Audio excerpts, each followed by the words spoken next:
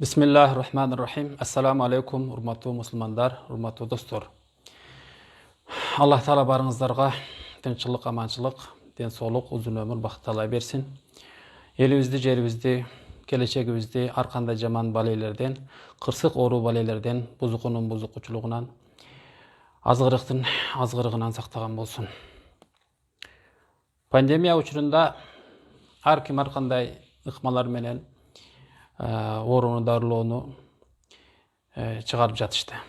Ошолордун içinden bir kança jigitler ушул пайгамбарыбыздын сүннөтү хиджама kan агызуу дагы жардам берет кандын айлануусуна деп видеолор чыкты.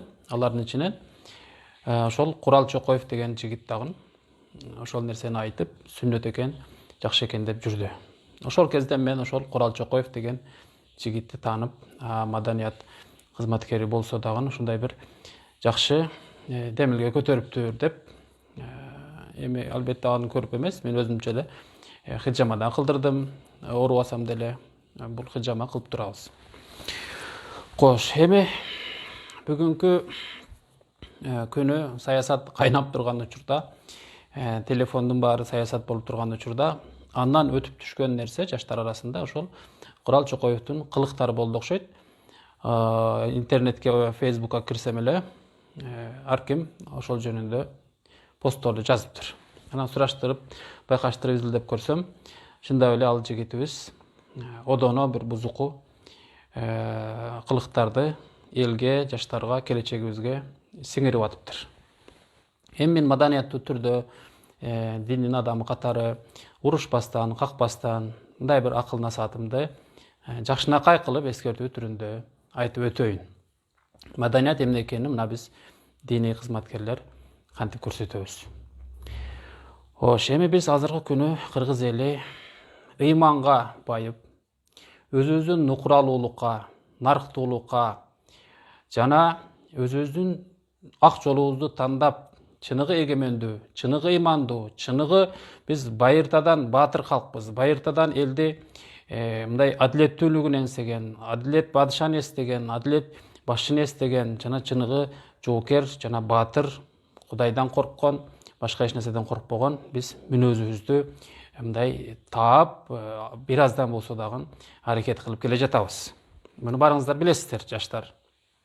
Ошол эле учурда бул интернет деген бале ушундай азгырыктарга жаштарыбызды өтө тездик менен бурууда. Эми бул Курал Чокоев иним, кагылайын иним. Бул бир Американын кайсы жактын бир шляпасын кийип, анан сакалыңда бир французча кылып, бутуңду алмаштырып отуруп, кызыл костюмду кийип эле, колдоруңду мондай кылып сүйлөсөм эле, азыр кыргызга жагам деп баарынын астында Курал деп кетет деп ойлогонуң бул өтө тайыз, өтө бир эплас ой. Мындай кылбай эле койчу иним.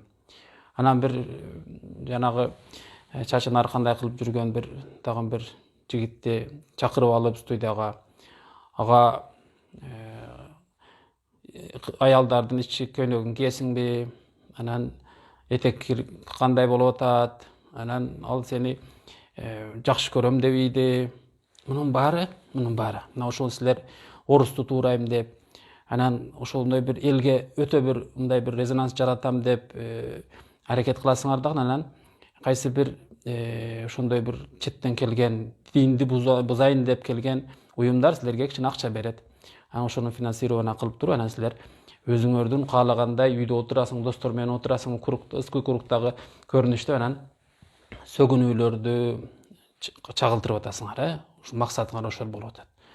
Аны менен бир кыргыз оңолбойт да. Эртең күнү биздин балдарыбыз азыр интернет асыл ошол чыкса, ошодон бир жаман таалим алып атат да. Мен угуп аткан адамдардын баарынын балдары ошону көрөт да. Сиз деле бардык жерде сөгүнүү, сиз деле бардык жерде ошондой бир бузуку иштер болуп атат. Силер эми эфир аркылуу акырын байкатпастан ошол жаман агынды, жаман нерселерди элге сиңирген жатасыңар. Андай кылбагыла да.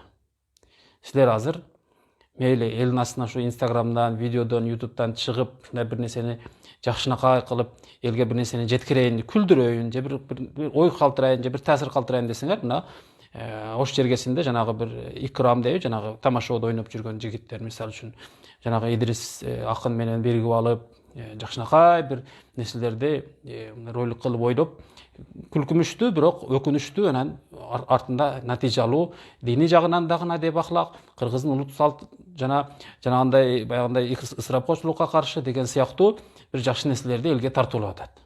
Вайн дейсиңер, жана хайп дейсиңер, не балекеттер, ошонун баарыны ушундай бир кыргыздын нукуралуулугуна, дин адеп ахлагына жана жанагындай мекенчил болууга, патриот болууга ушундай үндөгөн бир нерсени чагылдырып, элдерге мындай бир жакшы нерсени тартуулабайсыңарбы? Сөзсүз эле башка жактан каржыланып туруп, элге сөгүнүүнү, анан жанагындай гейдин идеясыны акырын сиңдирейин деген ойдосуңарбы? Биздин эл азыр андай нерсеге жол бербейт.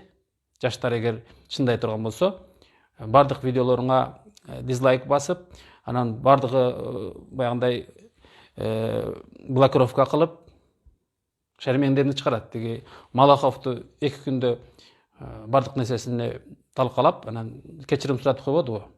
Ошондой кылат биздин эл. Эл андайга жол бербейт бүгүнкү күнү. Ошондуктан Кудайдын астында биринчи тообо кыл. Ошол пандемия учурунда ошол сүннөттү мынтип көтөрмөлөгөнүң үчүн мен сага ушундай бир ушул дагы иманга жакшы бала экен дедим эле. Бүгүн бизди капа кылып отурасың. Ошондуктан урматтуу бардык эле ушул мен маданияттуумун деп жүргөндөр, маданияттуу болгондой болбойт. Азыр Инстаграмга келсең, эми койчук мурдун чукуп аткан, чачын тарап аткан, ушу бетиге ушул 5 сантиметр жакын алып келип алып видеону не балекет кылып аткан. Ошончолук дагы төмөн түшөсүңөр. Жок, ага жол беришибиз керек. Урматтуу маданият, туризм министри Нуржигит Кадырбеков мырза, агай, сизге дагы кайрылып кетем. Бул нерселерди бир жөнгө салыңыз. Одоно булгап жаткандарга бир чара көрүлүш керек. Эл өзү да чара көрүп кой электе, жетекчилик өзү чара көрүп, эскертүү берип, кечирим сураса, ошентиш керек. Ансыз болбойт, урматтуу туугандар. Раматылык Аттиң Арман Чубак устазыбыз болгондо буга реакция кылып, жооп берип, ынтымакка, тартипке чакырмак. Бирок биз деле барбыз, Кудайга шүгүр, башка алымдар деле бар, бардык устаздар бул нерседен кабардар болсо, сөзсүз баарыңарга жооп берет. Андыктан урматтуу жаштар, бир нерсени видео тартып, элге чыгарып, ушундай бир дүң кылайын десеңер, жакшы нерсени чыгаргыла. Күлкүмүштүү болсун макул, бирок адам ошону көрүп өзү уялып калсын. Ушундай элдин астында мен ушундай кылат турбаймынбы деп. Акырында бир адеп ахлактан, бир макал лакаптан жакшынакай нерсени чыгарып туруп, ушундай бир, мисалы үчүн мен казактардын кээ бир ушундай видео роликтерин көрөм, өтө жакшы чыгарат, грамотный чыгарат, өтө бир ойлондурат, адамды суктандырат. Силер болсо ошол батыштын жана башка энпоштик деп коесуңар, ошолордун эмесине сугарылып идеяларына акырын элге сиңдирем деп ойлобогула.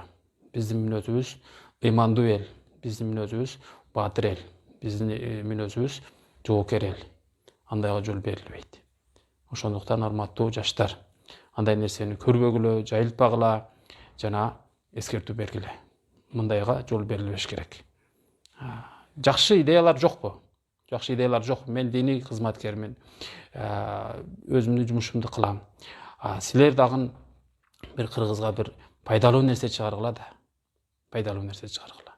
Ансыз болбойт. Аллах Тааланын астында эртең жооп бересиңер.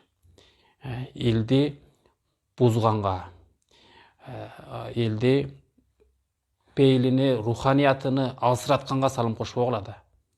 Ушунчалык бир чоң кайрылуулар болуп атат кыргыз өлкөсүндө. Андайга жол бербегиле. Ушул мен силерге диний кызматкер катары жана ага катары эскертерим ушул. Жакшынакай эле нерселерди чыгарып, Кудайдын астында дагы сооп тапкыла.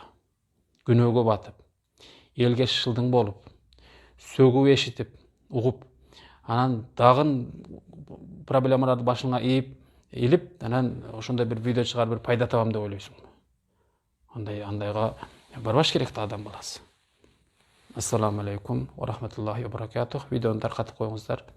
Эми биз алымдар айтпайт, унчукпайт, debesin degen üçin emes, milletimiz katary, bir ýüregimiz ogrugan katary aýtabys.